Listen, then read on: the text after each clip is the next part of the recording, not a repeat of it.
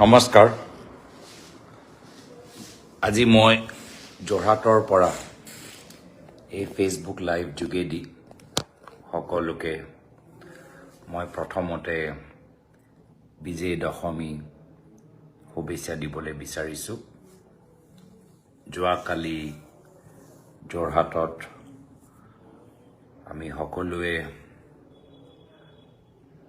প্ৰয়াত জুবিন গাৰ্গৰ আদ্য শ্ৰাদ্ধত উপস্থিত থাকিলোঁ আৰু তেখেতৰ বিদেহী আত্মাৰ সদ্গতি কামনা কৰিলোঁ। আজি এই ভিডিঅ' ফেচবুক লাইভ যোগেদি অসমৰ ভিতৰত, অসমৰ বাহিৰত, ভাৰতৰ বাহিৰত, বেলেগ বেলেগ দেশত যিদৰে অসমৰ মানুহবোৰ একত্ৰিত হৈ জুবিনদাৰ প্ৰতি শ্ৰদ্ধাঞ্জলি জ্ঞাপন কৰিছে, এইটো এটা ঐতিহাসিক শ্ৰদ্ধাঞ্জলি। ইয়াৰ আগতেও আমি দেখা পোৱা নাই, ইয়াৰ পিছতো আমি দেখা পাম মই নাভাবোঁ। আৰু সেইকাৰণে আজি এই ফেচবুক লাইভ যোগেদি আজি আমি অসমীয়া সমাজ হিচাপে, অসমীয়া মানুহ হিচাপে নিজৰ প্ৰস্তুতি আমি কেনেদৰে দেখালোঁ, মোৰ কিছু নিজৰ ব্যক্তিগত চিন্তা, মনৰ ভাৱ মই এই ফেচবুক লাইভ যোগেদি মই জনাবলৈ বিচাৰোঁ। আমি বিভিন্ন ৰাজ্যত, বিভিন্ন ঠাইত আমি দেখা পাইছোঁ য'ত হাজাৰ হাজাৰ মানুহ গোট খায়, লাখ লাখ মানুহ গোট খায়। কেতিয়াবা কেনেদৰে এটা অশান্তি, এটা পৰিৱেশ সৃষ্টি হয়, ল এণ্ড অৰ্ডাৰ চিটুৱেশ্যন হয়, ষ্টেম্পিড ক'ৰবাত হৈ যায়, মাৰপিট ক'ৰবাত হৈ যায়, দোকান ক'ৰবাত জ্বলাই দিয়ে।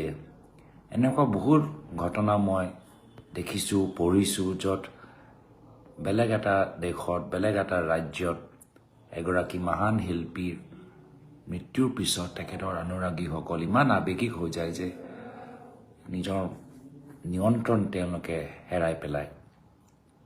কিন্তু অসমৰ ভিতৰত আমাৰ ৰাইজ যিদৰে ওলাই আহি শাৰী পাতি, কেতিয়াবা গুৱাহাটী এয়াৰপৰ্টৰ বাহিৰত, কেতিয়াবা কাহিলীপাৰা ৰেজিডেঞ্চৰ ঘৰৰ সন্মুখত, সৰুসজাই ষ্টেডিয়ামত, যোৱাকালি যোৰহাট ষ্টেডিয়ামৰ ভিতৰত যিদৰে আমাৰ মানুহবোৰ নিজৰ আৱেগ লগত ধৈৰ্য ধৰি জুবিন গাৰ্গৰ প্ৰতি শ্ৰদ্ধাঞ্জলি জ্ঞাপন কৰিছে, সঁচাকৈ মই এজন অসমীয়া হিচাপে মই প্ৰথমে সকলো অনুৰাগীসকলৰ প্ৰতি কৃতজ্ঞতা জ্ঞাপন কৰিছোঁ, শ্ৰদ্ধা নিবেদন কৰিছোঁ। আৰু অসমীয়া সমাজ হিচাপে কিছু অংশ গৌৰৱ অনুভৱ কৰিছোঁ। আমি ইমান আৱেগিক হৈ যোৱা স্বত্তেও ইমান আমি ধৈৰ্য ধৰি ৰাখিব পাৰিছোঁ। অসমখন আমি ধুনীয়া ৰাখিব পাৰিছোঁ। যোৰহাট, সৰুসজাই, এয়াৰপৰ্ট, আমি চব ধৈৰ্য ধৰি আমি পৰিস্থিতিটো বেয়া হ'বলৈ দিয়া নাই। এই ক্ষেত্ৰত বিভিন্ন সময়ত গাৰিমা বৌ নিজৰ ফেচবুক যোগেদি, ভিডিঅ' মেছেজ যোগেদি সৰুসজাই ষ্টেডিয়ামত কিছু কথা কৈ মানুহক বাৰম্বাৰ অনুৰোধ জনাইছিল যে আমি সকলোৱে জুবিন দাক ভাল পাওঁ, কিন্তু ভাল পাওঁতে কেতিয়াও যে আমি এটা হুলস্থুলীয়া পৰিৱেশ সৃষ্টি যে নকৰোঁ, তেখেতৰ আত্মাক কোনো কষ্ট নিদিওঁ। গৰিমা বৌ এইখিনি কথা কৈছিল আৰু মই ভাল পাইছোঁ যে আমি সকলোৱে তেওঁৰ কথাখিনি মানিলোঁ, অনুৰাগীসকলে তেওঁৰ কথাখিনি শুনিলে। আৰু আমাৰ অসমৰ মানুহ যিদৰে শ্ৰদ্ধা নিবেদন কৰিলে যোৱা 13 দিনৰ ভিতৰত, এইখিনি চৰ্চা বাহিৰতো হৈছে যে ইমান মানুহ গোট খালে তথাপি ক'তো হিংসা নহ'ল, ক'তো ভাইলেঞ্চ নহ'ল, ক'তো মাৰপিট নহ'ল, দোকান জ্বলোৱা নহ'ল, টায়াৰ জ্বলোৱা নহ'ল। এইখিনিতো কথা বেলেগ ৰাজ্যত হৈছে, ইমান ডিচিপ্লিন হৈ 3 ঘণ্টা 4 ঘণ্টা 5 ঘণ্টা মানুহবোৰে শাৰী পাতি ৰৈ আছে। কেতিয়াবা প্ৰথম দিনত লগ পাব পৰা নাই, আকৌ দ্বিতীয় দিনলৈ গৈছে। তো এইখিনি কথা আমাৰ অসমীয়া সমাজক বেলেগ সমাজৰ তুলনাত অলপ পৃথক চকুৰে আমি দেখা পাইছোঁ। আৰু সেইকাৰণে মই এই যোৱা 13 দিনৰ ভিতৰত অসমীয়া মানুহবোৰ যিদৰে নিজৰ মৰম আৱেগ প্ৰকাশ কৰিলে, ধৈৰ্য প্ৰকাশ কৰিলে, তাৰ বাবে ৰাইজকে মই ধন্যবাদ জ্ঞাপন কৰিবলৈ বিচাৰিছোঁ, কৃতজ্ঞতা জ্ঞাপন কৰিবলৈ বিচাৰিছোঁ। এতিয়া ভাবিবলৈ এতিয়াও টান যে অহা বছৰ আমি কেনেদৰে বিহু উদযাপন কৰিম। অহা মাহৰ এই মাহৰ 19 তাৰিখে এমাহ সম্পূৰ্ণ হৈ যাব, এমহীয়া পাতিব লাগিব। সময় যে ইমান পাৰ হৈ গ'ল কোনো ধৰিব পৰা নাই। মানুহবোৰো এতিয়াও বুজিব পৰা নাই কি হ'ল কি হোৱা নাই। সকলোকে যেন লাগিছে যে অলপ দিনৰ পিছত জুবিন দা ঘূৰি আহিব।